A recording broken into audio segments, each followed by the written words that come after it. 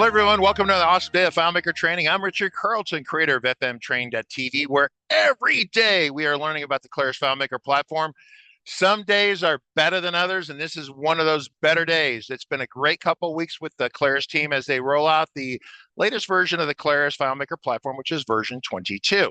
Margaret's been covering the show. It's been really good. I've been hearing all sorts of sordid stories about things going off the rails, people crying, pitching fits, throwing things on the screen, and that's been a fun time. And what makes it fun is that the version of FileMaker that's come out, version 22, is a lot in it. There's a lot to be excited about. It's a great product. It's a great update. In fact, we're only halfway through the training on this. Next week and the following week, we're continuing in-depth AI training with other people in the FileMaker community. This is turning into kind of almost the FileMaker training network, right? It's more than just one show. We got people from Proof Guys. We got people from Soliant. They're going to be on board. They're going to be talking about the Claris FileMaker platform and AI. And the idea is kind of beginning to intermediate is the idea, but you're going to hear from two of the biggest professionals in the community and their take on it, right? And they might overlap some a little bit together, but that's fine because you'll hear two different people explain it a little differently. And I think that's always great if you have two instructors explain something to you. Most times people will at least understand one of them, which is awesome. So I want to thank the Claris engineering team, which is here. I'm trying to arrange a dump truck of ice cream to be delivered to you for such a job well done. I do have executive CEO approval for this. I just have to get Lucy to be on board with that, and then we will be having some ice cream. It'll be fun. You folks have done a great job. It's been a lot of hard work. We talked about this. Lucy did the other day about all the work that's gone to infrastructure to bring this to us. All the work over the years that was investments that were done by Claris that you didn't see the results of that. It was investment. And here we are starting to really see the fruits of that, right? So very exciting. So Margaret, we have the engineering team on board today. Who do we have and what are we doing? We've got quite a bit happening, but today we are continuing our discussion from yesterday, which is kind of like a basic deep dive, or the beginning of the deep dive.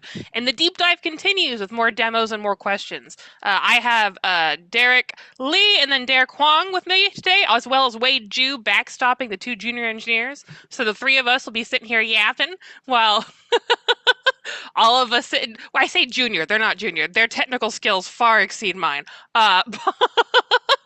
But they're here to basically show off some really cool new features and answer your all's questions, which will be awesome. They were heavily involved in creating the AI chunk. Which Derek wants to go first? I think I can go since everyone I think has met Derek Lee before. All right. Hi, everyone. I'm Derek Hwang. I'm an engineer at Claris Engineering, part of Live Team, working alongside Wei Ju and Derek Lee. I worked on Claris FileMaker server as well as the AI model server, and I'll be going over some of the kind of cool new things we're bringing in this version of FileMaker. Happy to be here and hope everyone learns a thing or two. Excellent. I'm excited. Derek Lee, do you want to try sharing your screen again real fast? The Zoom got mad at me briefly. Absolutely. No worries. No worries. And thank you both, Richard and Margaret, for having me here. Extremely excited to be on again. Hopefully we'll have a very fun time today. Yes, I'm glad it wasn't a disaster last time. Okay, here we go. Didn't scare y'all off. All right. Not at all. Not at all. We're going to start off this session for the deep dive on AI day 2. So I'll be starting. So if we go to the next. So we're going to start with fine tuning. So I know there's a question yesterday about like benchmarking where people are. And fine tuning is one of those things that I think are appropriate for people who are kind of intermediate and even maybe if you're kind of getting to be more advanced and whatnot. So this is a very cool feature we're bringing. Just a couple notes. So this is only available on Mac with Apple Silicon as of this moment, as of FileMaker 22. And the underlying mechanism we're using is LoRa. So LoRa stands for low rank adaptation. And kind of briefly, it's like training an extra set of weights to kind of modify your model. So if people are more interested, we can talk more on that. So we use Apple's MLX-LM and MLX Python packages. And the coolest part about this is the fine-tuned models are customized to your own data. And they're usable just like any other model. Like you can bring in other models from Hugging Face and use them OpenAI use them, and it's the exact same for fine-tuned models that you make. So in the following demo, I'm going to showcase two script steps. First is save records as JSON-L, and the second, which is fine-tune model. And we're also going to show a little bit of the admin console UI specifically for fine-tuned models. Okay, I have a quick question for you before we All get right. into the actual demo.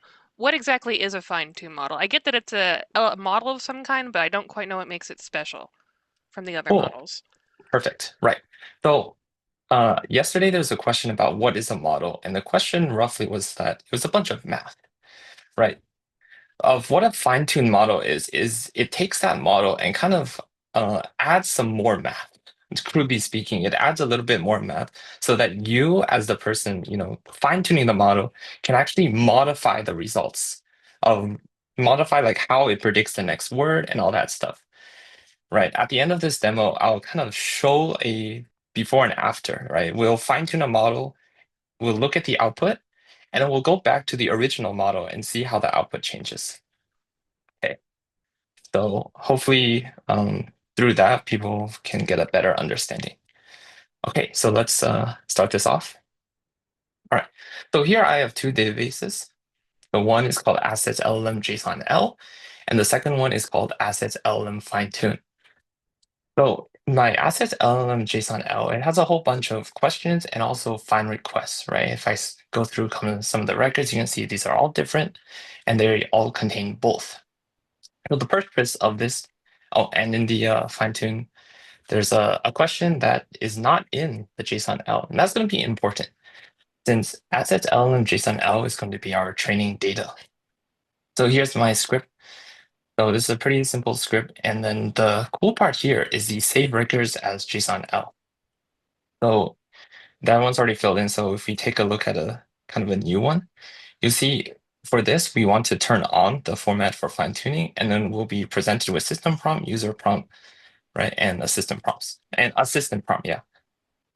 So for this one, we only need the user prompt and assistant prompt. So user prompts are kind of what we, the user, are telling the model, and assistant prompt is kind of what the model is returning to us. It's kind of like the output of the LLM model. So for fine tuning, we do need training data, and so I'm going to be referring to those as examples. Right, running the script, we created our grocery assets here, and just scrolling through here, we can see it's already formatted for you, and each of these lines are corresponding to each record, right? You can kind of see through here. It's a little bit messy, but you can be trusted that all the examples are here, all the records are here, right? So 73, and then, yeah. Okay. So with that, let's move on to the Assets LLM fine-tune. So here, we'll look at the fine-tune script. So here we have our configure LLM account. This is the same one I think people saw yesterday. And here we have our fine-tune model script step, right? So we have grocery assets, that's our training file. Response target here, this is going to be details. So we'll kind of show it in the dialog afterwards. And here are the fine-tune parameters. So max steps, fine-tune model. Fine-tune model is pretty important. Since this basically is the name of your fine-tune model, we will generate a unique name if you do not add it, but it's a little bit messy and not the most user-friendly. Okay, quickly moving over to admin console. So for this example, we're going to be fine-tuning code Gemma 7b-IT, so right there. And there's a tab called fine-tune models. Here, you'll kind of see some familiar items, right? You see the training data file. We'll just use the grocery assets that we just generated. The fine-tune model that's fine. Our base model, which is CodeGemma, iterations, layers, and batch size. So, and then there's also like a small info tooltip here. Get a little bit more information. But we're gonna actually fine-tune through Pro, because I think most users will be doing it this way. Okay, right. But here's our details, right? You can see there's the fine-tune name. We do prefix it with fm-mlx. So this is to make sure it's clear that you created this model using FileMaker. Okay, and over back to FAC, you'll see the status. So it's currently running. And kind of get more details. you can make your way to the open source LLM install directory. The path is there in the terminal. And then you go to fine-tune files. And here you'll find kind of the grocery assets, which is our training file, train invalid R for MLX, and also a log file. So if you take a look at the log file, you'll kind of see exactly what's going on. So all of this is going to be in real time. So I'll just add a clock here. We can probably add like 30 or so seconds to the end of that to get a more accurate time. Some details here. Tokens per second is kind of the speed. Train tokens is how many tokens are trained. And peak memory is kind of how much memory the process is using right now. And the important one you want to pay attention here is train loss. So train loss is basically how good is the fine-tuned model right now. Typically, when I fine-tune, I like to aim for train loss of under 1. Typically, I find that's good enough. And you can see it's already there at 40 iterations. The train loss is at 1 point, I think 8. It's a little bit blurry. But the goal here is under 1. And there's some quick details about my machine. I'm running this on a MacBook Pro with 32 gigabytes of RAM. And as you can see, the fine-tuning is taking 21 gigabytes just by itself. So it is quite resource intensive. So just keep that in mind for people with maybe less powerful servers. But since I can do this on a MacBook Pro, I think most machines will be capable. Okay, so we're going to be doing this for 100 iterations. We're almost done.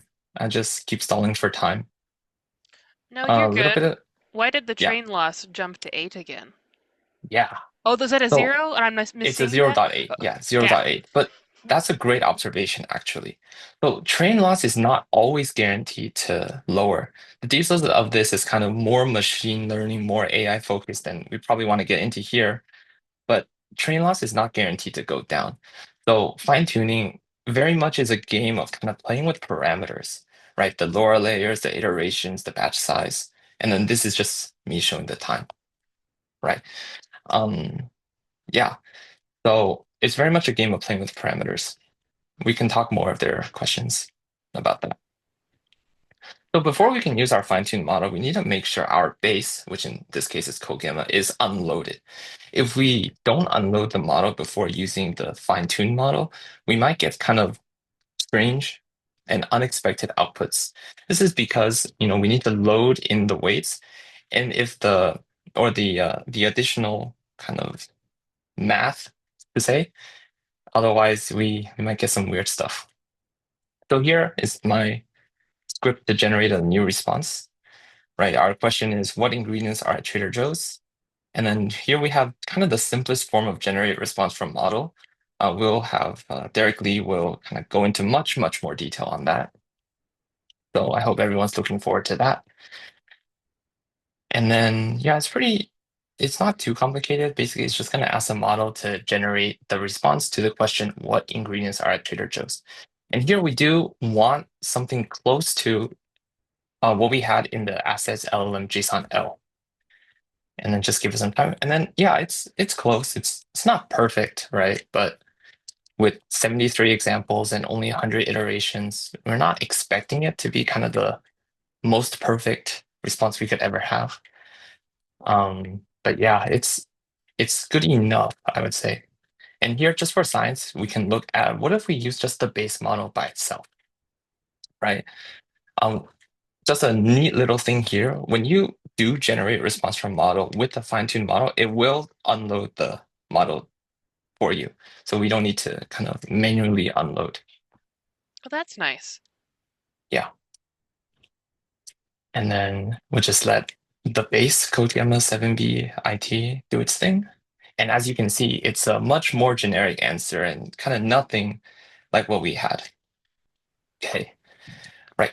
So that's fine-tuning. You can kind of see the difference between fine-tuning it and not. Okay, the second topic I have for everyone is running regression. So regression, okay, so this is going to get a little bit confusing, but I hope everyone stays with me. So if we look on the details of regression, yeah, the next slide. Okay, so you'll notice the second to last bullet point, configure regression model. We see this term model appear again. And just to be very clear, this is not the same model as like what we did before. It's not the LLM, right? Not a large language model. This is a regression model. So although they are both model, they're kind of different. So just make sure that's clear for everyone. Okay, the gist of regression is that we're going to use embedding vectors to kind of predict a numerical value, right? And the algorithm behind this is called the random forest. Again, this is probably, you can research this and I probably won't talk too much about it. A quick Google search will kind of give you the idea of what that is.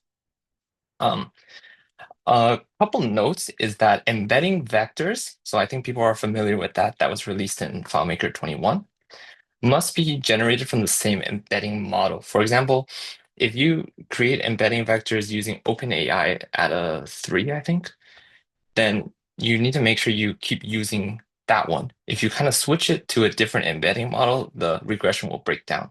So just be aware of that. We kind of support multiple actions. So there's training the regression model, saving the regression model, both to a variable and to a file, loading a saved regression model into memory, and also unloading, right? And for this, we're going to showcase both the configure regression model script step as well as the predict from model calculation. Okay, let's take a look. Okay, so here I have a database of kind of some Amazon reviews. So there's a bunch of stuff here. And then you'll notice some empty stuff. That's okay, because if we go over to train regression, you'll see some of the script step here, right? The action, like I said, there's train, there's save, there's load, and unload, right? So those are all selectable. That's a dropdown. And then the model name is model. There's the algorithm. There's only random forest for now. And then the training vectors are your embedding vectors. And then your training target is kind of the numerical value. Skip empty or invalid records, like I pointed out, it's okay to have kind of empty values. As long as you check the skip empty, we'll just skip it. That's perfectly okay. Here are the parameters for training regression models. Here I've also listed the default values. For this demo, we're going to make it quick. So we're going to lower these a little bit. I think we'll also have a ID help, I think, that kind of goes into more details about this. So if there are any questions, very happy to answer them. Okay. So is there a question? So real quick, so a regression model, I assume, can do different things than an LLM model can, which is why we have the script steps dedicated to it. Correct. I don't totally understand the difference, but I assume I'm going to see, right? Yes. Okay. Okay, so I'm going to let you do that. Okay, right. So let's continue on. Okay. So we'll kind of train it. So typically training a regression model is quite quick. So you can see that only took like less than 2000 milliseconds. And then here, and then I'll just zero out the predictions here. So regression models are great for predicting numbers, right? So that's different than an LLM, which is for words, right? So here I have real values, and we're going to predict, right, the value using our model, our regression model called model. A little bit confusing, but just stick with me. So predict from model. So this is a script that basically goes through all the records and sets the prediction field to the value we predict from our regression model using the embedding vectors. Okay, and just trust the embedding vectors are all made from the correct one. And we can just kind of do some quick inspection, right? We predicted 3.8, real value is 3, and then you can just go along. Some of them are good, some of them not as good. Now you can see there's 1.5 when it should have been 4. But again, quick demo. This is a game of tuning your parameters until you get a result you like. Okay. Here I also show MSE. So MSE stands for mean squared loss. This is a way to kind of calculate how good your predictions were. Again, this is math, basically, just to see how far you are. So here we calculate 0.92. I've seen regression get as low as 0.7. So it's really just a game of like playing with parameters until you get what you want. Yeah. Okay. And that's regression. Okay. We have one more topic, unless actually let's circle back to that question. Is it still confusing what a LLM, a large language model, is versus a regression model? A little. I think it's a big picture question, right? So for those of you who are more new to this, then what is the big picture in terms of what is regression versus LLM? So the difference between LLM, right? LLM is for generating text, right? It's good for natural English, stuff like that. Whereas regression in this case is really good for predicting numbers, right? So values, like numerical values. Okay. I missed that somewhere. Okay, cool. Got it. Yeah, Okay, yeah. that That helped like that helps a shifted. lot. Yes. Thank you. Okay. Yeah, that helped a lot. Thank you. Okay. The last topic I have for everyone here is on CUDA setup. Okay. So if we go over so CUDA is currently only supported on Ubuntu and Windows model servers with NVIDIA GPUs, right? So if you have like a 4090, 5090, or you're running like a AWS instance with NVIDIA GPUs, these should all be usable. So there are instructions. They are located in the LLM install directory and in the readme.txt. And they're the full paths for Windows and Ubuntu. And the thing about this is it doesn't need to be done manually. Luckily, it's only 3 commands, and I'll go through the whole process in the next demo. But yeah, it's not too complicated, I hope, and hopefully the following demo will kind of make it even easier. Okay, let's take a look. Okay, so here I have FileMaker server installed on a Windows machine, and kind of the dead giveaway whether or not your model server is CUDA enabled is if you have use quantization as an option under server config. And just right here, I'm showing, this is a Windows server with the 4090. So really, it should be running with CUDA. Okay, so here is the open source LLM install directory, and there's the README. So the instructions are all the way on the bottom. Might be a little hard to find, but it's all the way there, right? And then it's called Getting Started with the AI Model Server on CUDA supported hardware.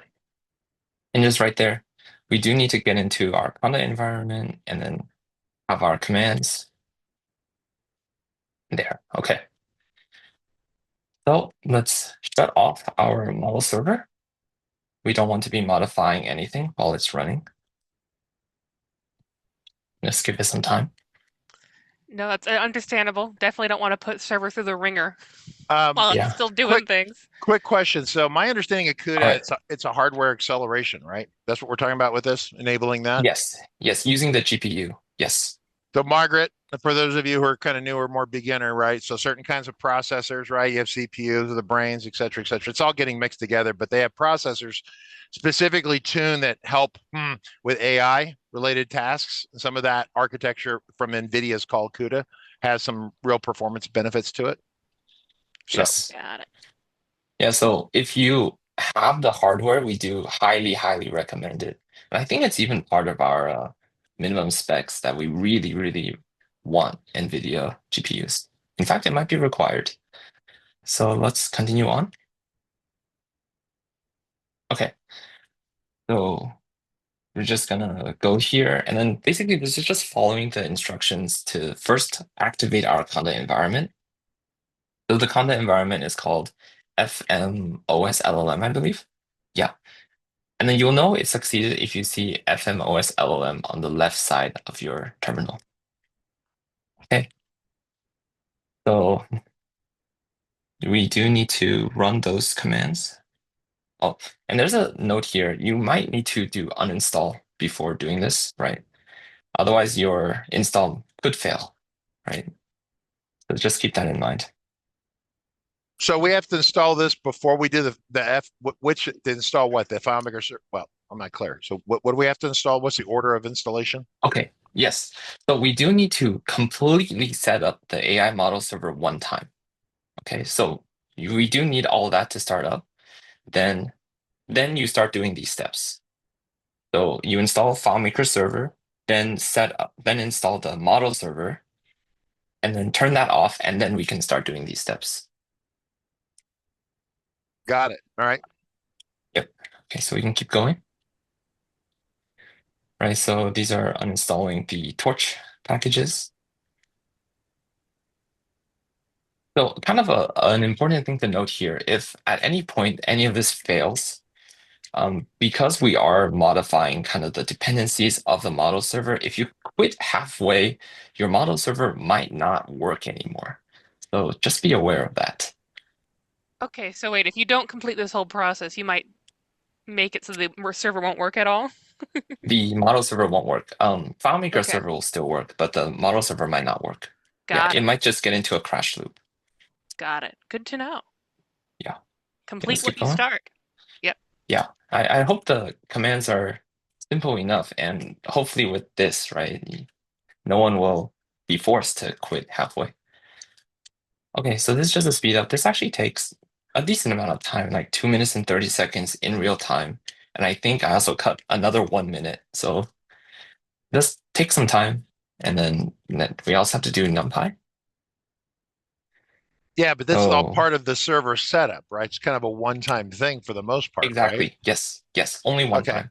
Yeah, then the fact that it's 2 minutes and 30 seconds is of no consequence, right? So if we had to run Yes. this every day, this would be a problem. So from a big standpoint of spinning up and setting up servers, this can all be scripted. I mean, I don't know, PowerShell, whatever you want to use, but you will use something that would be compatible with the operating system with the NVIDIA chip. But you could automate the installation process end to end, or Yes, I do believe so. And I yeah. think we have some research into kind of seeing if we can do that as well. Yeah. Okay. Yeah. Because I mean, anytime you can cut down the intellectual overhead of getting through an installation, that's always a good thing. All right. Mhm. Okay, so we can just keep going. So we need NumPy 1.24.1. And let's think. Yeah, and then we'll also prep bits and bytes. So 3 things, there's torch, NumPy, and bits and bytes. Okay, so we're almost done with NumPy. Okay, and it's done. And now we'll do bits and bytes. Bits and Okay. bytes, we don't install this by default, so we don't actually need to uninstall it. The other two are installed by default. So, okay, and just here, we just make sure everything is there. So you see, we see kind of in the middle, my mouse isn't there, but there's torch, torch audio, torch vision. All 3 of them are there, and then I think, yeah, okay, there we go. So if we start up, hopefully it doesn't take too long, it's up. And then you'll notice in server configuration, we now have use quantization. Again, this is kind of the giveaway that your server now supports, or your server is now using the GPU. Okay, so Yeah. that toggle won't be there until you enable this, correct? Correct. Yes. Okay. Yeah, I mean that's the thing, Margaret, for at a beginner level. So if you have a computer without a GPU, it's going to try to do it all through the CPU, and it's going to slow everything down, and it's not very performant. So they build these GPUs, right? And you offload the work, the AI work, or whatever work you want to them, and the CPU can keep doing its thing. And then, I mean, that's been the whole thing. NVIDIA was on the way of going out of business in a lot of ways. And then the whole AI thing came up out of the blue. And now they're, over the last number of years, now they're one of the hottest companies in the Bay Area, right? Kicking out all this hardware because people need lots of hardware to really drive AI from the server side. So. Okay, yeah, and that's the full walkthrough of how to enable a Windows machine for CUDA, running on CUDA. The instructions are pretty much the same for Ubuntu servers, so the same demo should be applicable. The only thing that would change is where your README is. Some questions about the quantization. Okay. We are looking at a quantized version of an LLAMA 313B. What kind of accuracy can I expect? As far as like other models, so I think as Derek Lee showed yesterday, we officially support, I think, code Gamma 7b IT as well as Gamma 3. And at least for those Gamma 3 cannot be quantized, but code gamma can. And when we do quantize code gamma 7b, we find that the performance is pretty comparable, pretty good. For other models, we have not done extensive testing, so yeah, it's a little bit hard to say. That makes sense. Kind of related to the accuracy, have you noticed a significant difference in accuracy between 16-bit and 8-bit? For code gamma 7b, which we have tested in-house, no, we do not see any significant difference, really. It performs pretty good, and very little difference, if any, between 16-bit and 8-bit. For fine tuning, is there a reason it's only on Apple Silicon? Yes. So the reason why it's on Apple Silicon right now is because we leverage the MLX and MLX LM packages. We do hope to open this up to Windows and Ubuntu, but right now it's on Apple Silicon because it uses kind of Apple technologies. Is the 32 gigabits of VRAM requirement enforced? What if we want to test on 16? So I believe it is required from the specs. And so if you want to have a good experience, we do, require 32 gigabits. And even some models, I think Gamma 3, Derek, correct me if I'm wrong, but I think Gamma 3 won't even load unless you have 32 gigabytes of VRAM, right? So code Gemma will not load on 16 gigs minimum, and then Gemma 3 is 24 gigabytes. Okay. And that yeah. counts system memory, not VRAM. Okay. Yeah. So if you want to have a good time, it's probably best to stick with the system requirements. I think it probably will work, just you might have a bad time.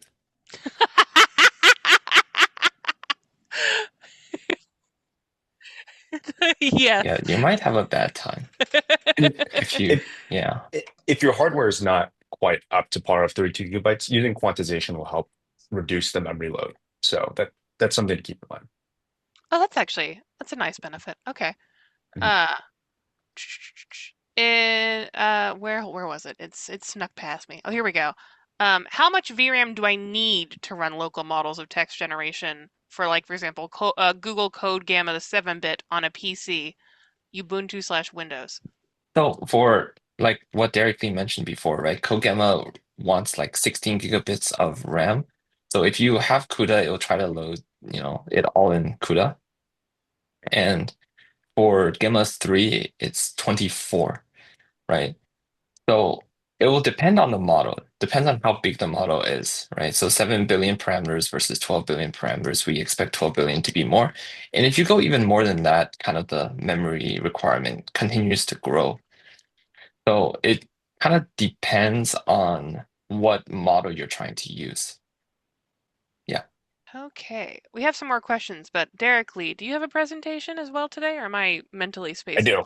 Okay, I do. I'm going to hand that over to you because we're 35 minutes in before we get distracted by the slew of questions. So let's do Sounds it. great. Yeah, let's do it. I'm going to be talking about the generate response from model script step. Okay. So Derek talked about more of like fine tuning and regression models. This is sort of similar more of to the perform SQL query by natural language and the perform find by natural language. So basically what this script step does is you can use OpenAI, Cohere, and Anthropic, or including our own open source model server to use tool calls or to make direct requests to the LLM models. So an example that Derek Hwang had in fine tuning, he prompted the model directly asking specific questions. So this is sort of what the script step looks like. It could be a little overwhelming at first, but it kind of shows how capable and how functional these script steps are. So similar to the other script steps, we have an account name. So here I have an LLM with tools. I've specified for this specific example, I'm going to use ChatGPT 4.0. So I've specified the model here. We have a user prompt where the user can ask a question. So for the purposes of Derek's example, he asks his question in the user prompt. We have this really nifty selection called agentic mode, which allows FileMaker Pro or the client to make multiple passes between the LLM and itself to answer the question. So whenever we provide a set of tools to the LLM, sometimes it'll give a response back to make a tool call. And then the FileMaker client can then make another call to answer the question that you ask. At the end of all this, we want the response to go somewhere. So here we have something in the response, and so that we can specify that there. And we also have a parameter called tool calls for model. So this can either be a variable or a field. And basically what this will output out is the tools that it used to get to the correct response that it gave you. I'm going to show a demo. I know this is quite a bit of text, but it's good to see it broken down into bits, though. So exactly, yeah. So we have the instruction next, and the instruction kind of tells the LLM, hey, this is what you're going to do. This is the information I'm going to give you. And do the answer prompt or do the user prompt. The next one is messages. And the really great thing about messages is it provides context to the LLM. So large language models are extremely smart, but sometimes there's some information that it might not know, or when you're trying to go through a conversation that just doesn't have context for. So the messages here, you can either use a field, a variable, just provide context to the LLM to help answer its questions. We have this next thing called save message history. And what this is you're allowed to specify a variable here that will save the messages, including the user prompt and also the output from the LLM. Okay. So why pick local variable for this? My first thought is that you'd want to save it, right? So shouldn't it be in a global variable? Oh, well, it can be a global variable or a local variable. But for the example of this, I've specified local variable. And the reason, sort of the background why we did a variable specifically is because if you have multiple users running this generate response from model in the field, you want to keep the stuff private, right? So yes, got variables it. are a great way to enforce that. After that, we have tool definitions, and this is where we specify to the LLM, here's your toolbox, here's what you can choose from.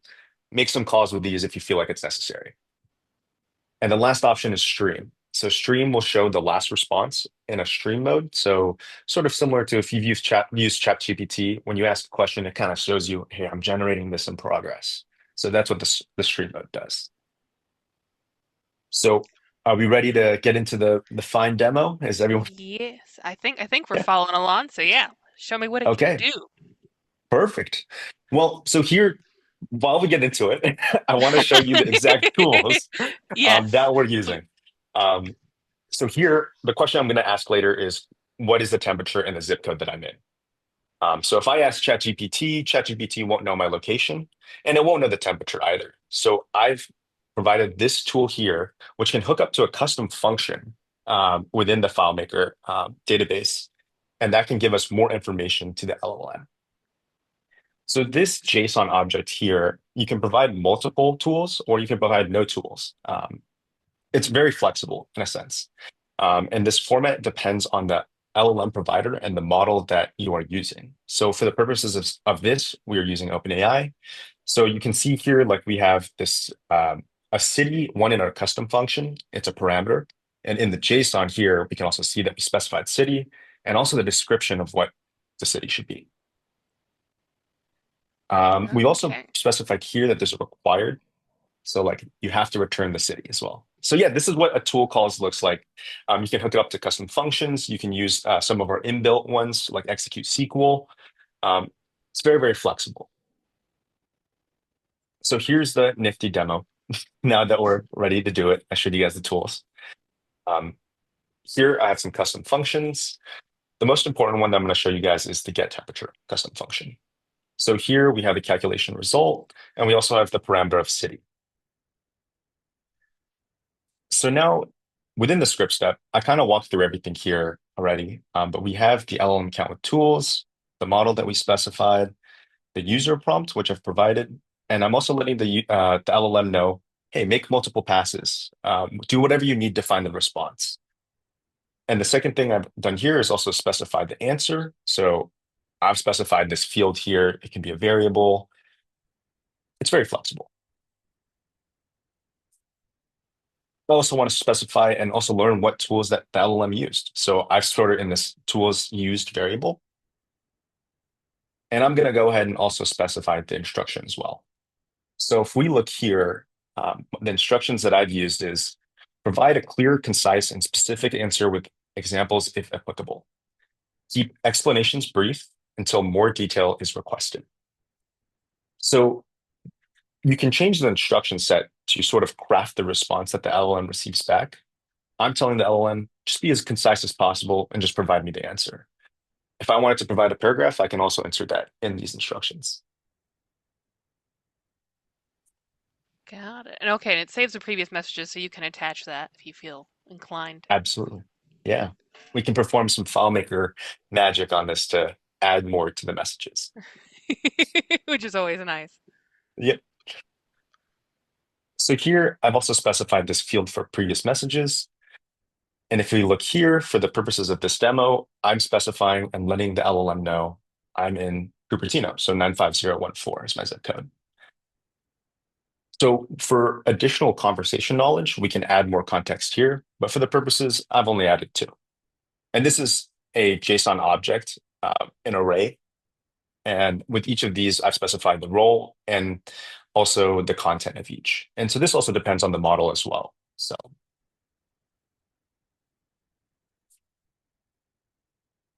now back to the script step itself, we can look at this dropdown. This is sort of the variable that we were talking about earlier. It could either be a global variable or a local variable, which will save all the message history that performed within this script step.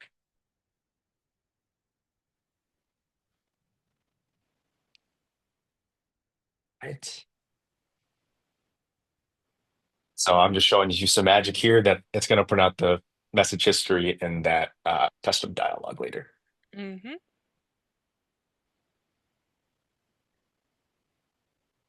Next, I also have the tool definitions here, which I'm specifying as this field. And now if I go over to the database, you can see that I have a lot of functions here, but those were the functions that I showed in the previous slide with the JSON object. Got it. Okay. So a lot of options here, a lot of selections, abilities, a lot of Yes. things. It's Not a very bad thing, customizable. though. The important thing here to note is the temperature. And for the temperature, it depends on the model too. It can be a value between 0 and 1, especially for OpenAI. I think it's -1 to 1 now. I've showed you stream before too. Yes. How many tool definitions can we shove in there out of curiosity? Is there like a limitation? Does like it fail to begin processing how many we put in there at a certain point? Or I think so. The important thing to note is when you specify tool definitions, it does use tokens.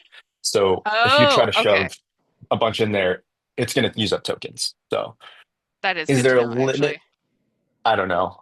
Monetarily, yes, but Yes, monetarily, right. And also, too, it's also important to note, too, if you specify too many tools, the LLM could get a little confused as well, too. yeah, that's kind of what I was wondering. If like, because having as many tools or having these tools is really awesome. I'm just curious, like, is there was a limit that I could put in there? Wow. If there was a limit I could put in there before the AI was like, "What are you doing? Why are you doing this to me?" Yeah, Okay.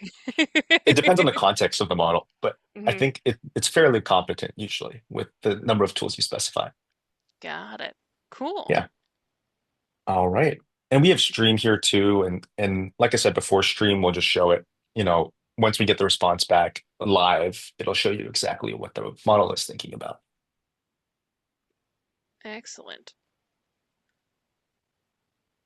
And we also have this option here for parameters. So specific parameters such as max tokens or other things that OpenAI or whatever model provider you're using can also specify in that section right there. So actually, I was speaking a little slower than I had thought. Let me go ahead and go back a little more. If you watched yesterday's stream, I kind of talked about the last step tokens used.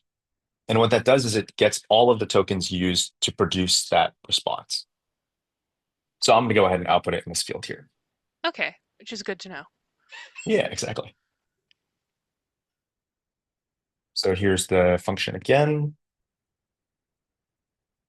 And just to show you again that that corresponds with the custom function, the city here is the same parameter that we have in the custom function.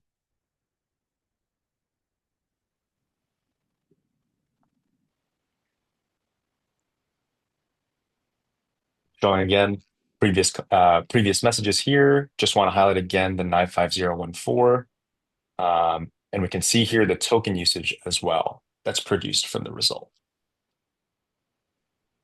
So when we ask the question, what's the temperature of the city of my current zip code? It responded with the current temperature in Cupertino, which is the city that I got, of my current zip code is 58 degrees. There you go. Yeah. That is as nifty as I was hoping it to be. Yeah. That's the stream option there I wanted to demo. Was it kind of just pops up and says, no, here's word for word what is generated. So Oh, yeah. interesting. I have another slide after this. I think this demo is a little long, but I have some more information about like tokens here. And then I'll print the message history and information like that, such as like the tools used, like I showed before. So here, so if I go to here, when we look at this custom dialog, it shows the previous message variable. So in here, we can see I asked the question, what's the temperature of the city of my current zip code? And then like the response it showed before, it said the current temperature in Cupertino is 58 degrees Fahrenheit. So this is the variable that kind of is outputted from the message history. Kind of a nifty, it's a kind of jack of all trades, really. Yeah, it's cool, honestly.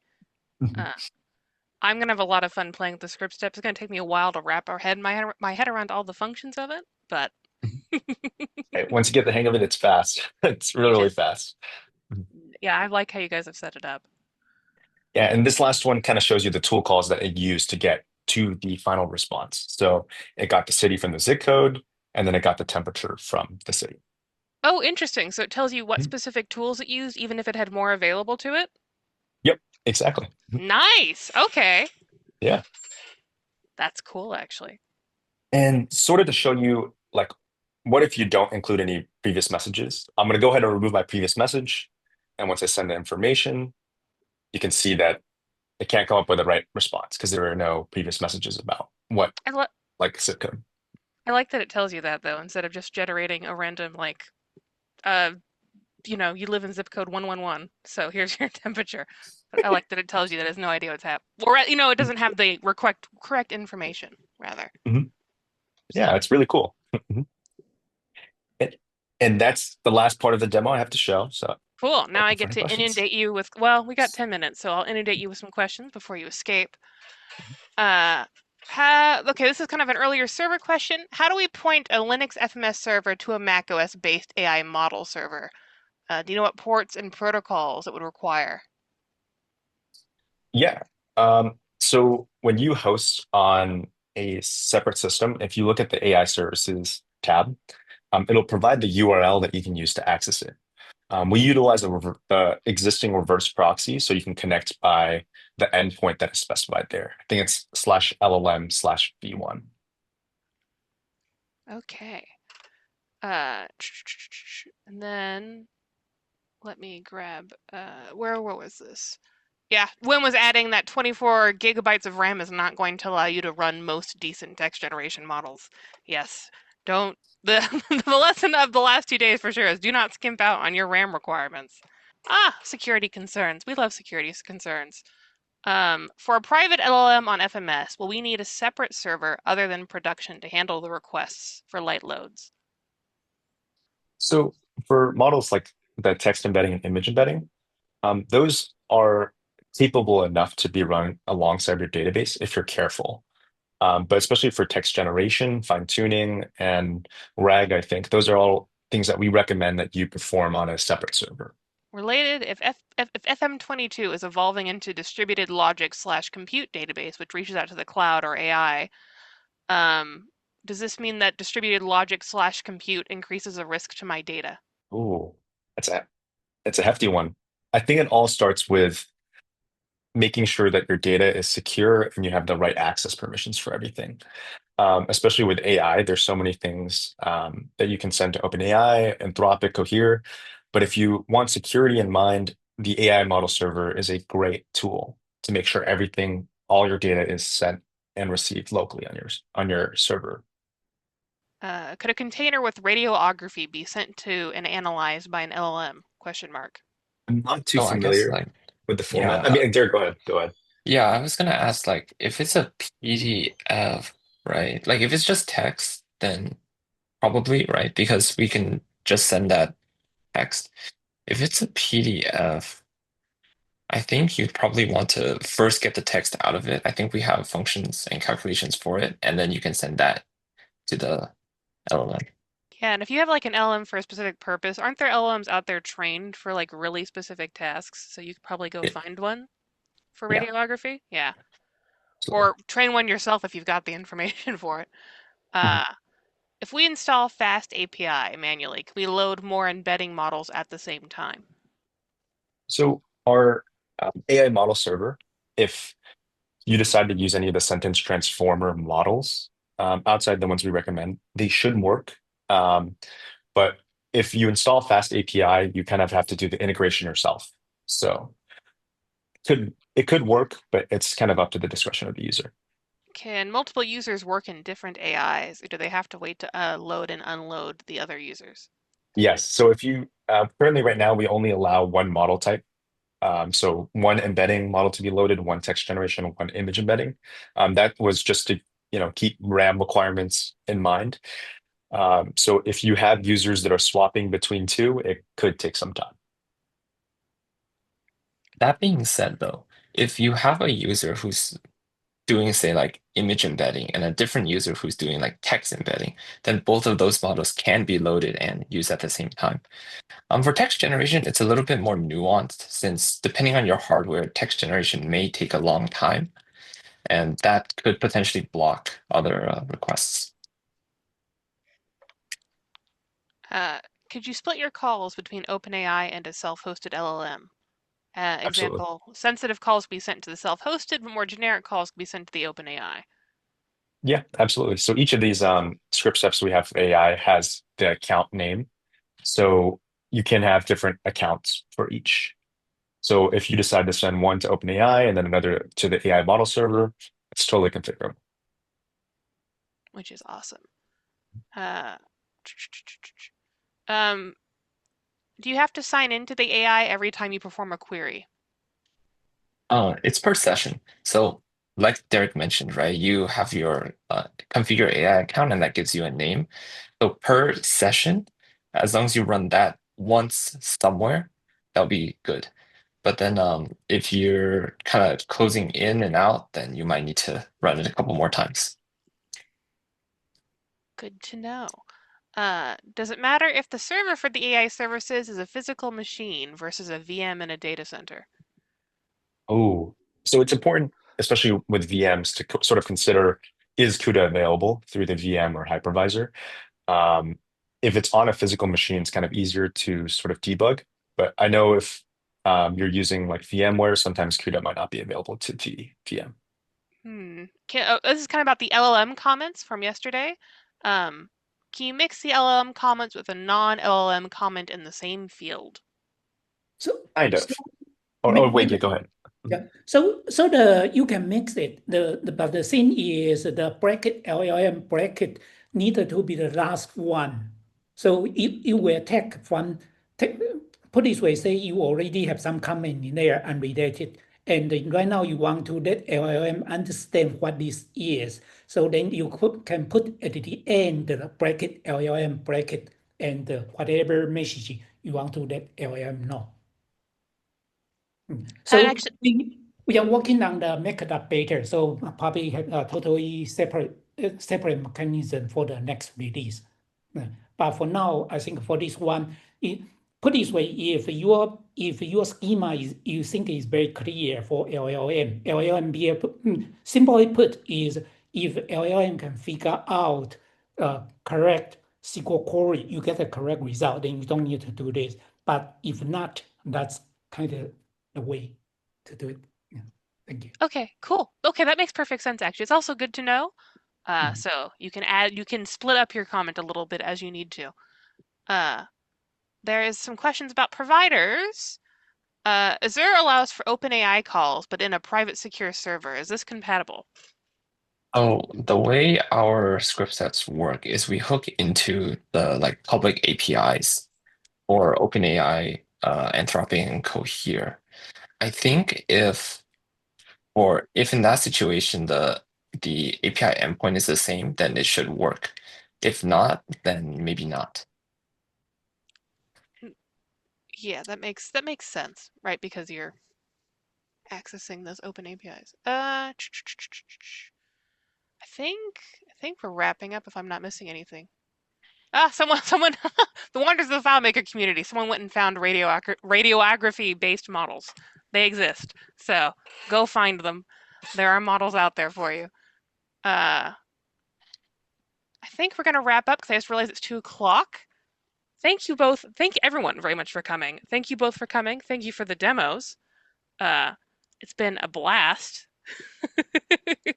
Seriously, it's really been awesome to have FileMaker Engineering here on the stream with us and willing to sit here and answer all the questions from the developers and show off all the cool new features. Thank you for making 2025. It's been really fun so far. So, Thank you guys for having us. Yeah, thank you. Have a nice weekend. have a good one, everybody. We're going to come back next week for Wim, who's been sitting in my YouTube chat. Thank you, Wim, by the way, legitimately. He's been answering some questions. He's been adding to some of the discussion on and off. So thank you, everybody, for coming. We'll be here to discuss AI thoroughly next week, and the week after that, we'll be having Todd Geist. And I hope you all have a lovely, lovely day. Bye-bye.